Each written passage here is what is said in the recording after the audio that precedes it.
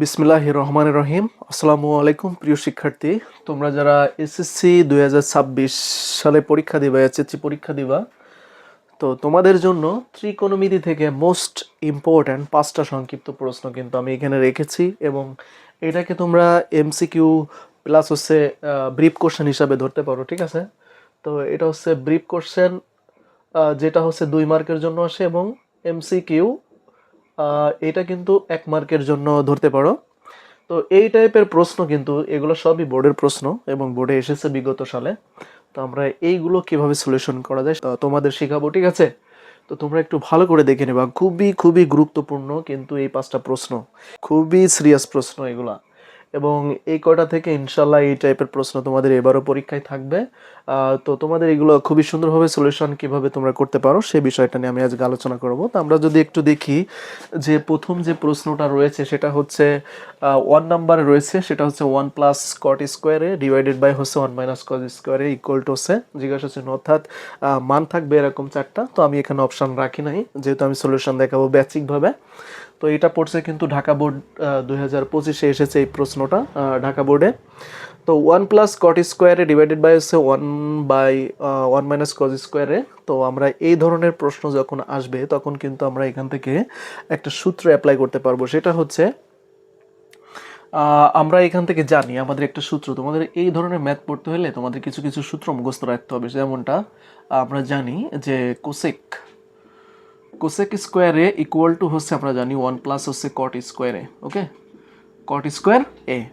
আর এখান থেকে আমাদের আর একটা সূত্র জানা আছে, সেটা হচ্ছে sin² ইকুয়াল টু হচ্ছে 1 - cos²। এই দেখো, এই যে দুটো সূত্র, এই দুটো সূত্র কিন্তু আমাদের এই ম্যাথটাতে আমাদের প্রয়োজন। ওকে, তো আমরা দেখতে পাচ্ছি 1 + cot² ডিভাইডেড বাই 1 - cos²। তো আমাদের মুখস্থ রাখতে হবে যে পার্টটা, সেটা হচ্ছে কোসেক² ইকুয়াল টু 1 + cot², আর sin² ইকুয়াল টু হচ্ছে 1 - cos²। এটা কিন্তু আমাদের মুখস্থ রাখতেই হবে, ঠিক আছে? এটা মুখস্থ রাখলে তোমার অন্যান্য ম্যাথগুলোতেও কিন্তু তুমি এটা খুব ইজিলি পেরে যাবা। যে এই যে 1 + cot², এই যে 1 + cot² সমান তুমি কি বসাতে পারবা? কোসেক² বসাতে পারবা, ঠিক আছে? কোসেক² বসাতে পারবা। আর এখান থেকে একটু খেয়াল করো যে আমাদের 1 - cos², অর্থাৎ 1 - cos² সমান তুমি পাচ্ছ, দেখো কি, sin²। এখান থেকে sin²। ওকে, এইটা পাইলাম কিন্তু আমরা। আমাদের এর পরের লাইনটা মূলত এইটা। তো এরপরে যদি আমরা একটু দেখি যে এখানে cos² রয়েছে আর এখানে sin²।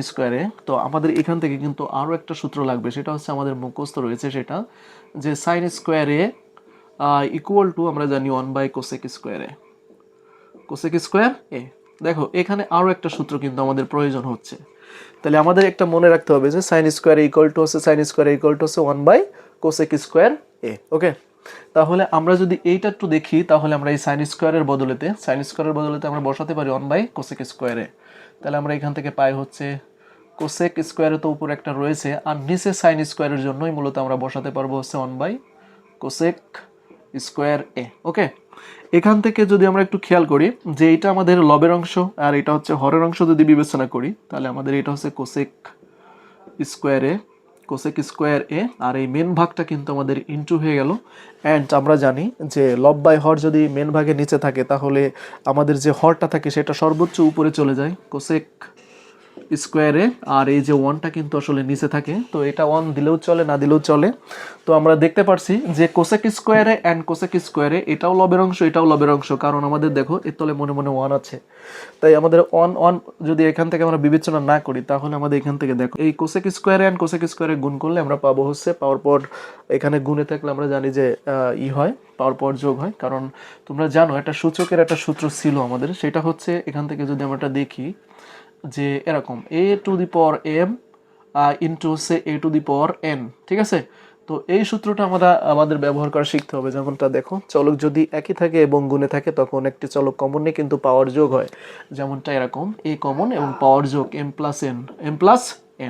তো এখান থেকে কিন্তু আমরা যেটা পাচ্ছি যে cosec² ইন্টু cosec², এইটা যদি আমরা গুণ করি তাহলে এই পাওয়ার পর কিন্তু আসলে গুণ হয়ে যাবে। ওকে, 4, অর্থাৎ এখানে cosec² cosec to the power 4।